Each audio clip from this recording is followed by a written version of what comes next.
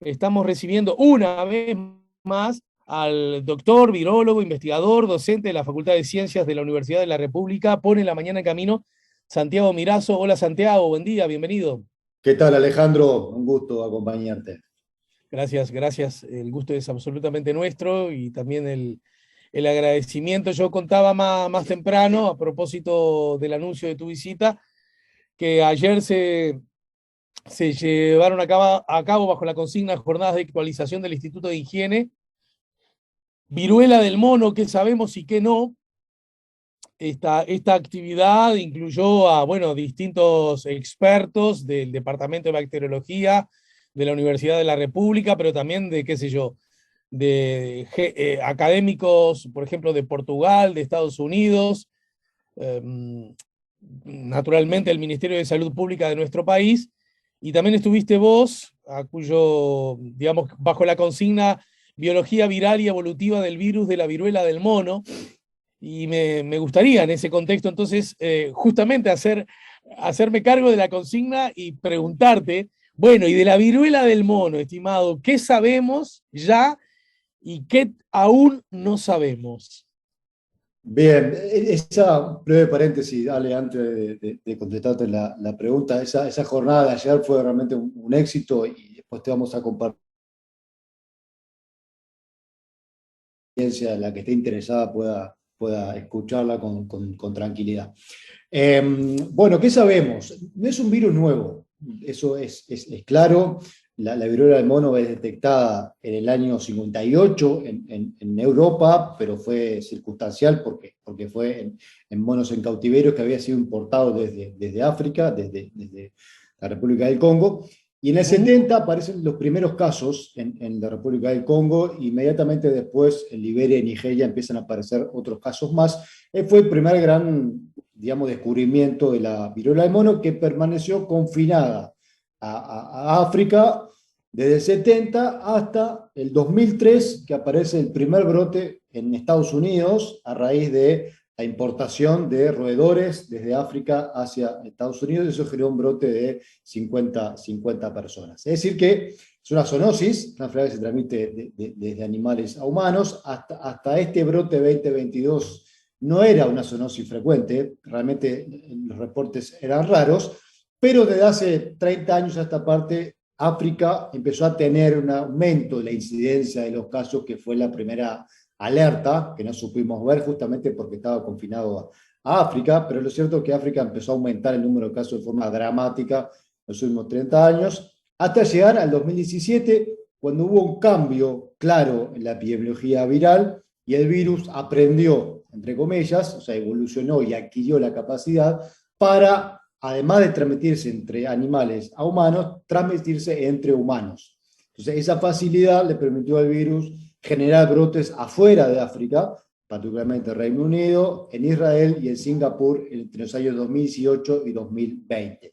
Esa fue la segunda alerta que no atendimos. Y la tercera alerta fue este brote multicéntrico que aparece en el 2022, Inglaterra, Portugal, España como los primeros países, un brote que aparece con buena transmisión entre humanos, que es el gran diferencial que tiene respecto a la viruela del mono como la conocíamos. Esa es la primera diferencia que pudimos observar.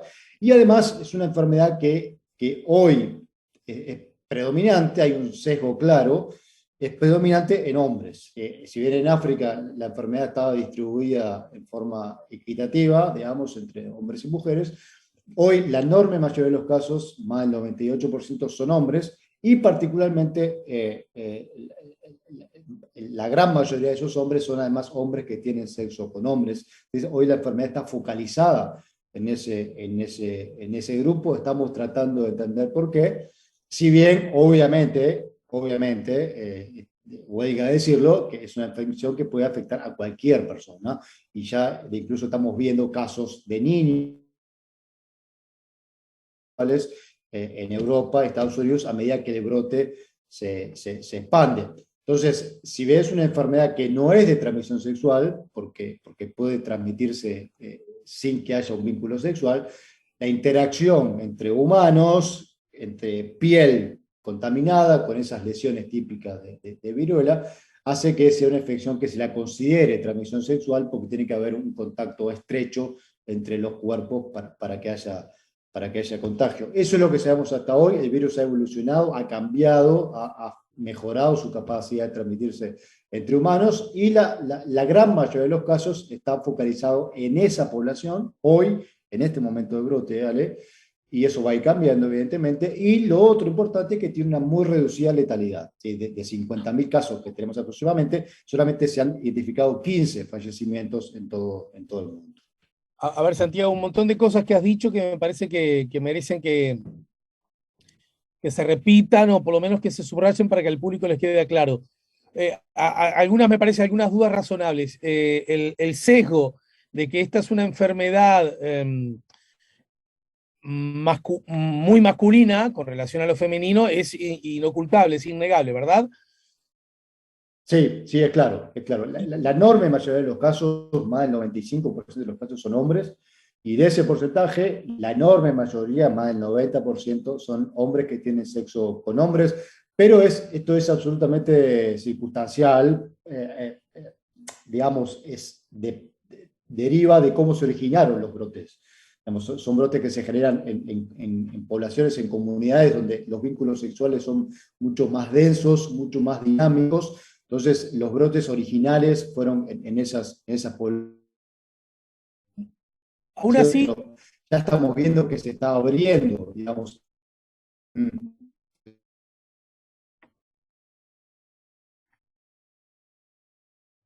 no sé si tengo una dificultad Se mía o de la transmisión que yo no estoy escuchando. Creo que te he perdido, Santiago, ¿sí? está Santiago. abriendo, digamos. Santiago, discúlpame, repetí el último enunciado porque Yo estoy acá, yo estoy acá.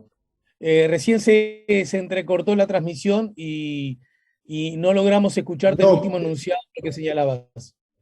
decía que la gran mayoría de los casos hoy se ven en hombres que tienen sexo con hombres, pero estimamos que es circunstancial por cómo se originan esos brotes, cómo se originaron esos brotes, pero a veces adaptar el brote a grupos poblacionales, niños, mujeres, heterosexuales, y ellos ya estamos viendo que esas personas se están infectando también de igual manera, pero es circunstancial desde el momento que el brote se ha generado, tienen vínculos sexuales más densos, más dinámicos, con múltiples parejas Necesito que... sexuales. Eso H. No, necesito que me quede un poco más claro. Ya entendí que una cosa, me da la sensación que eso pasa con cualquier enfermedad, no sé si el término es el adecuado, que puede nacer en el marco de cierto universo, pero que después, en la medida que se va transmitiendo, ya deja de ser patrimonio de, ¿verdad? Creo que eso, la experiencia humana así lo indica en general en casi siempre y en casi todo. ¿Hasta ahí voy bien? Sí, claro, exacto. La pregunta que quiero hacerte, sin embargo, es lo que no me queda claro, tampoco sé si es del todo importante, pero aún así me viene la duda, si no es una enfermedad de transmisión sexual, pero que está con un fuerte sesgo de varones con vínculos homosexuales, entonces, ¿cómo es que se transmite? Quiero decir, ¿qué pasa? Que no logro entenderlo, perdón mi torpeza. Bien, es una infección que se transmite fundamentalmente a través del contacto con piel, con úlceras, con pústulas. ¿Sí? La viruela del mono tiene esa característica que genera ciertas pústulas, ciertas lesiones, y esas pústulas son la vía de contagio para entre humanos. Yo te veo cortado, ¿vale? No sé si estás O por sea, ahí. para que lo entendamos en el barrio, piel con piel, digamos. En todo caso, Santiago, te trataba de preguntar un poco para que a la gente le quede claro, porque imagino que las dudas que tengo yo, otros las puede tener también.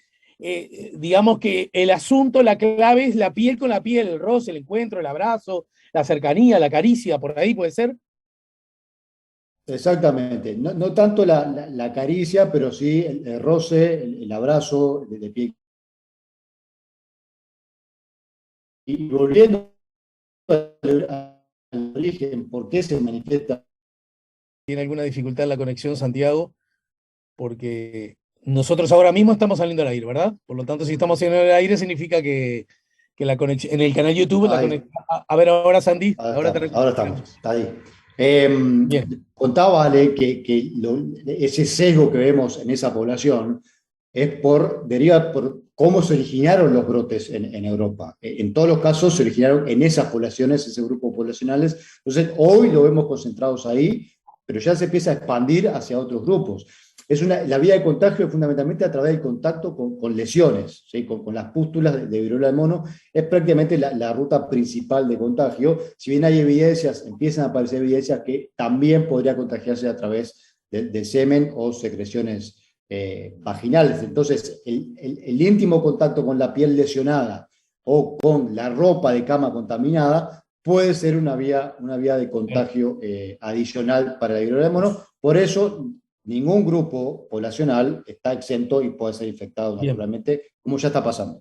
clarísimo. Y entonces, parece ser innegable el vínculo, por lo menos desde la perspectiva de la mirada que los humanos no, sin conocimiento científico podemos tener ante esto. En algún modo aparece COVID, porque naturalmente todavía estamos bajo los efectos de la pandemia, más allá que hayamos salido de la emergencia sanitaria, y la otra cosa que aparece casi innegablemente, incluso en la conversación que uno puede escuchar conversando en la parada del ómnibus con la gente, tiene que ver con el SIDA, ¿verdad? Que inicialmente también tenía que ver un vínculo fuerte con el vínculo entre varones. ¿Cómo dialogan esos dos fantasmas que surgen casi inexorablemente? Bueno, esto tiene una similitud muy grande con lo que fue la aparición del SIDA, que fue la gran primer, digamos, pandemia de un virus zoonótico, que recordemos que el HIV se transmitió desde simios no humanos hacia el hombre, y fue la primera gran enfermedad o infección estigmatizante, y es un error que no debemos volver a repetir con viruela del mono. En aquel momento se definía como la enfermedad rosa y que es enfermedad exclusiva de los homosexuales. Lo que decimos ahora es que es una infección que hoy lo que vemos que está concentrada en esa población, pero que no es exclusiva, evidentemente, de ese grupo poblacional. El origen de la infección es muy similar y tiene que ver con lo que ya hemos hablado,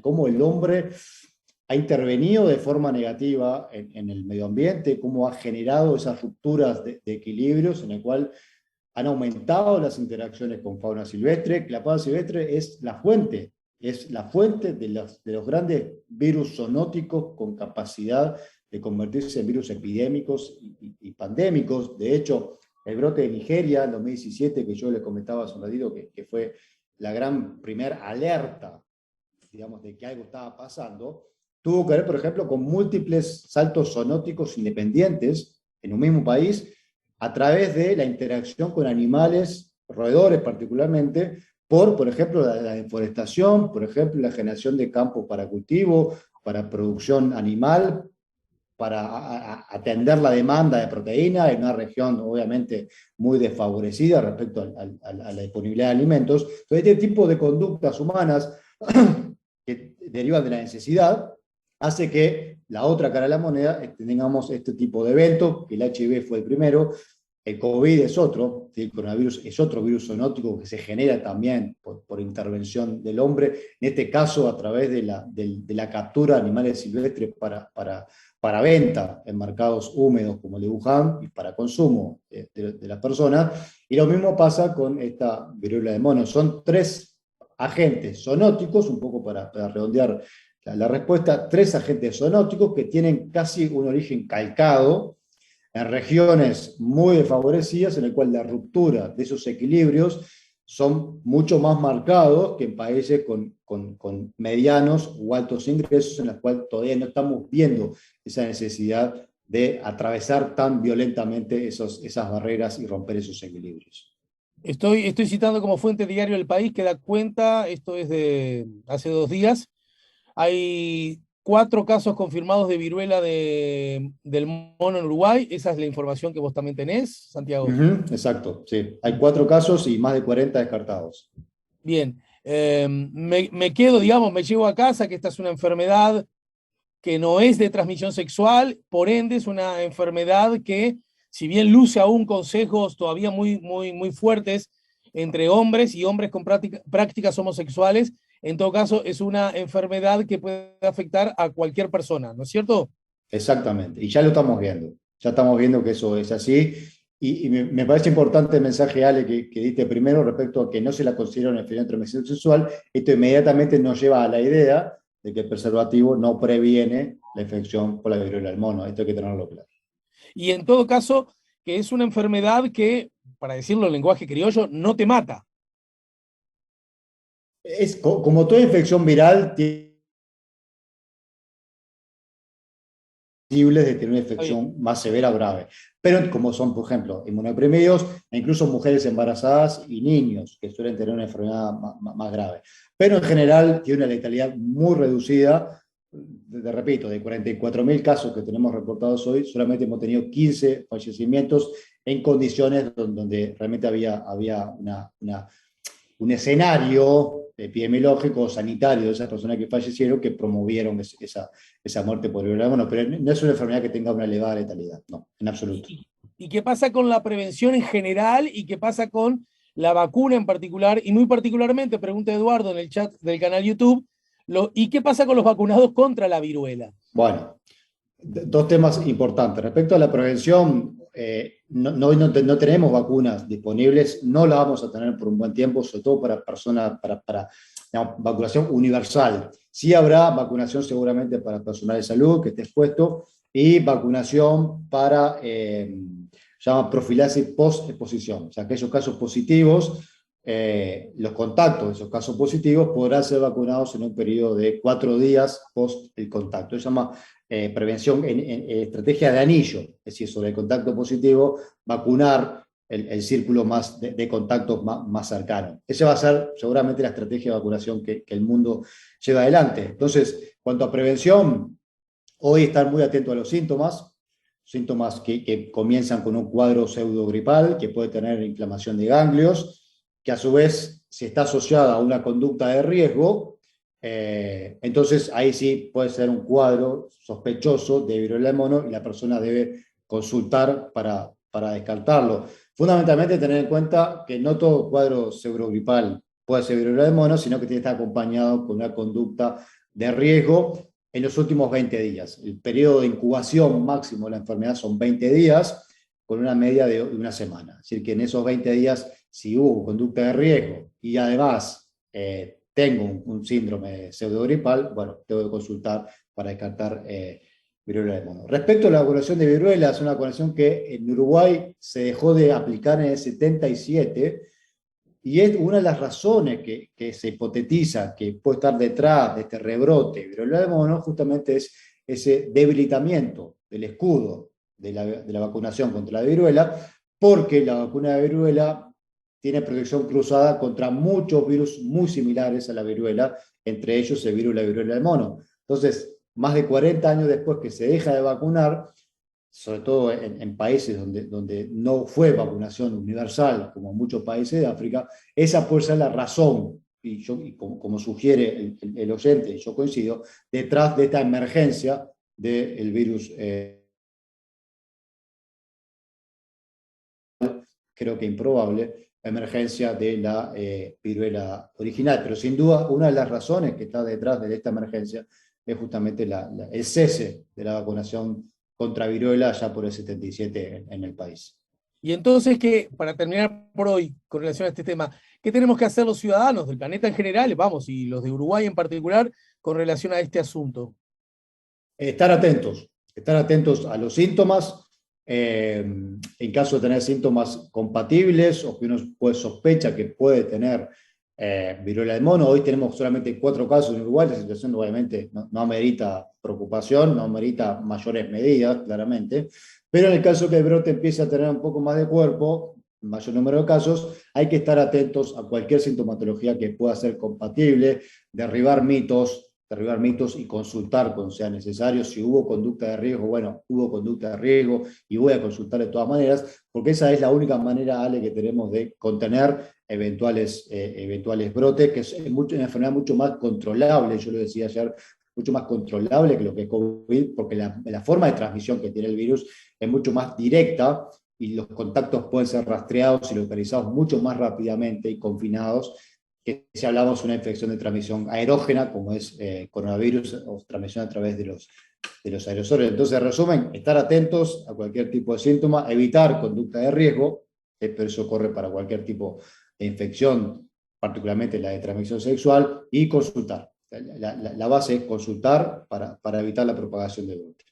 María insiste, ¿podrías definir de qué hablamos cuando hablamos de conducta de riesgo? Es decir, ¿qué cosa deberíamos evitar? Conducta de riesgo implica, por ejemplo, múltiples vínculos sexuales con parejas desconocidas, por ejemplo, tener vínculos sexuales teniendo síntomas, eso es una conducta de riesgo, tanto uno teniendo síntomas como la otra persona teniendo síntomas, insisto, es la viruela del mono empieza como un cuadro pseudogripal, entonces uno perfectamente podría establecer un vínculo sexual sin tener la más mínima sospecha de que puede ser viruela del mono, pero comienza así. Entonces, eso, hoy por hoy, en este contexto epidemiológico, tener un vínculo sexual con una persona que tiene, por ejemplo, un cuadro pseudogripal, o yo teniendo un cuadro pseudogripal, o teniendo algunas pústulas, algunas erupciones, hoy es una conducta de riesgo, y hoy, en este contexto, el vínculo con múltiples parejas sexuales ocasionales también es una conducta de riesgo en el caso de viruela del mono. Si fuera con protección, no lo sería para HIV, no lo sería para hepatitis C, pero hoy, como la viruela del mono no se previene por preservativo, las múltiples parejas ocasionales sexuales, obviamente es una conducta de riesgo para adquirir. O ve al dermatólogo o a mi médico. ¿Qué es lo que ganan primero mi atención? Hoy lo que se está viendo, primero que se inicia con un cuadro subgripal con inflamación ganglionar, eso es lo primero. A los pocos días aparecen pústulas, son lesiones de tipo eruptiva, ¿sí? Como si fuera varicela, no muchas, algunas que pueden aparecer en la cara, pueden aparecer en el torso y más frecuentemente en la zona de contacto. Por ejemplo, en el grupo poblacional que hoy domina digamos, la prevalencia de viruela del mono, la gran mayoría de las lesiones se observa que lesión genital, perianal, etcétera, donde primero aparecen. Pero puede aparecer en cualquier parte del cuerpo en función de donde haya sido el contacto con la lesión. Son pocas lesiones, aparecen a partir del octavo día del contacto de riesgo y que puede tener diversas formas, pero en general se parece mucho a lo que es el herpes, lo que es la varicela, incluso muchas veces se la confunde con estas dos infecciones. Bien. Bueno, por hoy, querido Santiago, la dejamos acá. Te agradezco mucho, como siempre, y nos reencontramos más temprano que tarde, ¿sí? Un abrazo, Alejandro, a ti y la audiencia. ¿Dónde estás ahí? ¿En la oficina de trabajo, en la facultad? Yo estoy en la oficina aquí en el Instituto de Higiene, en la Facultad de Medicina, el viejo y querido Instituto de Higiene, que cumple en breve 130 años. Así que estamos... Pero para el que está ahí en la Avenida Italia. Exacto, frente a la Torre de la Olímpica del estadio. Ahí está. Bueno, allí es brutal lo que ha cambiado el paisaje, ¿verdad? Con los edificios nuevos, todos vinculados al conocimiento médico aplicado al servicio de la ciudadanía, ¿no? Ya sé, desde hace ya algunos años que un poco de nostalgia me da por no ver la canchita de baby fútbol, pero cuando veo que ahí Exactamente. está, cuando ahí veo que está la Universidad de la República, el conocimiento acumulado al servicio de los ciudadanos, la democracia y la República, bueno, el saldo es positivo. Yo tengo la misma sensación que vos, Ale, incluso más, porque en esa canchita yo hice todo mi baby fútbol, lo hice en el Belgrano, que es donde está hoy el CUDIM. Entonces, pasar por ahí me genera una nostalgia tremenda, pero a la vez tengo la misma percepción que vos. Creo que vale la pena ese cambio en pro de la ciencia y el conocimiento y la salud, sobre todo en el caso del CUDIM, que tan rol importante está cumpliendo hoy en la salud de los uruguayos. Pero otra vez, muchas gracias, Santi. Un abrazo, Ale, que pase bien.